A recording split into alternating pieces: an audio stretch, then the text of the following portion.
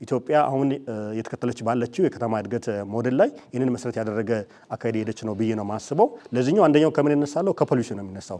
በዋናነት የዚህ ፖሊሲ መነሻ የሚሆነው በ2005 ዓ.ም የጸደቀው የከተማ እድገት ፖሊሲ ነው። እሱም ፖሊሲ እንግዲህ መግቢያ ላይ እንደሚለው የማይበገር እንዲሁም አረንጓዴና ተደራሽ የሆነ የከተማ እድገትን ማምጣት የሚል መሰረት ያለው ፖሊሲ ነው። አንደኛ እኔ ማስበው ምንድነው ይሄ ፖሊሲ መሬት ላይ ያለው ነባራዊ ሁኔታ ያገናዘበ ነው ብዬ ነው ማስበው። ምክንያቱም ቀደም እንዳልኩት አንደኛው ከሀገሬው ህዝብ በአብዛኛው ምናልባትም ወደ 7% የሚቆጠረው ወጣቱ የስራ ክፍል ነውና ይሄም ደግሞ በአብዛኛው ከተማ ውስጥ ነው የሚገኘው።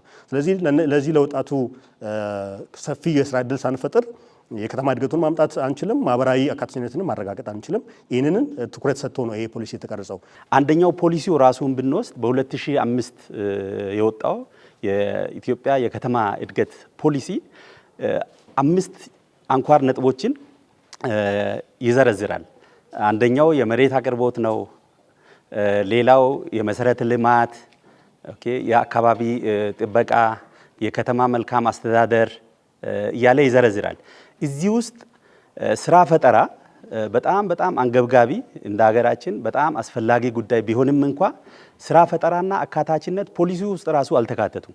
ለብቻቸው ጎልቶ መውጣት ነበረባቸው፣ ለብቻቸው መጠቀስ ነበረበት ስራ ፈጠራ።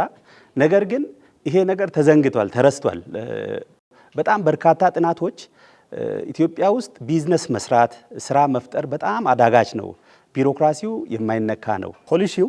ስለዚህ ነገር በፍጹም አያነሳም አይደለም። አሁን በተነሱት በአምስቱም ስር ስራ አካታችነትን ያነሳል። ነጥቦች አሉ። ለምሳሌ ሌላውን ብንተው አረንጓዴ ልማትን እንዴት ነው ማረጋገጥ የሚቻለው? ለምሳሌ አሁን የተሰሩ ያሉ ስራዎችን እያየን ነው አይደል? አንደኛው የኮሪደር ልማት ነው። ኮሪደር ልማት አንደኛው ከተሞችን አረንጓዴ ማድረግ ነው፣ ምቹ ማድረግ ነው፣ ጽዱና ውብ ማድረግ ነው። ነገር ግን አንድ ላይ መሰራት ያለበት ምንድነው? ወጣቶች በዚህ ላይ ስራ አጦች ተሳትፈው የስራ እድል እንዲያገኙ ነው። የስራ እድል እዛ ላይ እንዲያገኙም ነውና አሁን ያነሳው ጥሩ ነጥብ ነው። የኮሪደር ልማት ብለሃል። የቤቶች ልማት፣ የኮሪደር ልማት፣ የመንገድ ስራ እየተባለ እንደምታውቀው አንተም እንደማትክደው ሼዶች በሙሉ ፈርሰዋል። በፊት በጥቃቅንና አነስተኛ ተደራጅተው ሰዎች ያመረቱትን እቃ ሲሸጡባቸው የነበሩ ቤቶች በሙሉ ፈርሰው እነኛ ሰዎች መውደቂያ አጥተዋል። በፊት እዛ ሰርተው ልጆቻቸውን ቤተሰቦቻቸውን የሚመግቡበትን ቦታ አጥተዋልና የከተማ ልማት የኮሪደር ልማት የማይጠላ ቢሆንም ቀድሞ ለነኚህ ሰዎች ቦታ ማዘጋጀት ነበረበት። ባይዘው ማርኬት ወይ ገበያ ሰው ባለበት ነው መሆን ያለበት። ኮሪደር ልማት የመስሪያ ቦታዎችን ወይም ሼዶችን አጥፍቷል የሚባለው ለኔ በፍጹም ከእውነት የራቀ ሐሰት ነው ብዬ ነው የምወስደው። ምክንያቱም ምንድነው ምንም ጥያቄ የለውም የኮሪደር ልማት እንደ አንድ ዴቨሎፕመንት ተያይዘው የሚመጡት ጎንዮሽ የሆኑ ጉዳቶች ሊኖሩ ይችላሉ።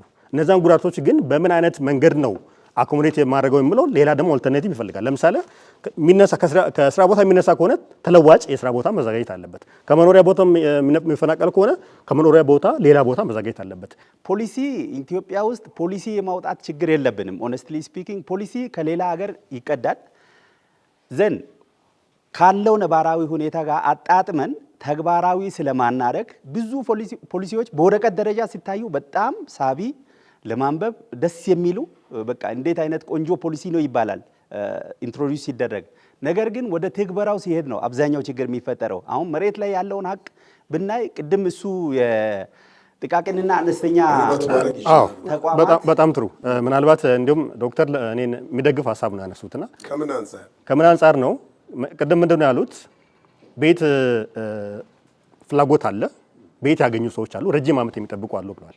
እኔ ቅድም መግቢያ ላይ ብያለሁ ዩኤን የተባበሩት መንግስታት ድርጅት ሃቢታት ሪፖርት 2022 ላይ ያወጣው ምንድነው የሚለው ኢትዮጵያ በጣም በፈጣን የከተሞች እድገት የምትገኝ ሀገር ነች። ባይዘው የከተማ እድገት ሲባል አንደኛው ዋናው የህዝብ ቁጥር ነው የሚታየው። የትኛውም ሀገር ላይ ኢንተርናሽናል ብንሄድ ዋናው ምንድነው የሚታየው የህዝብ ቁጥር ምን ያህል እያደገ ነው።